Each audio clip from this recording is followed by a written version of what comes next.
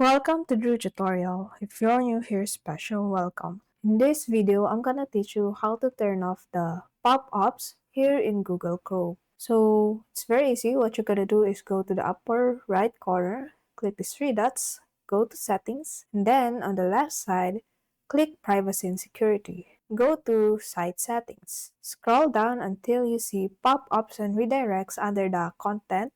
So click this one. And then as you can see, sites can send pop-ups and use redirects. So this is usually helpful when tells you to go to this website for easy integration that is connected to other websites. But the disadvantage of it is more prone to malicious links and hackers. So if you want to close all pop-ups, click don't allow sites to send pop-ups or redirects. So in this way, you will have to manually open sites. You will know and you will be secure that only, not other things as well, not automatically redirecting you to other stuff. And there you have it. Thank you and see you in the next video.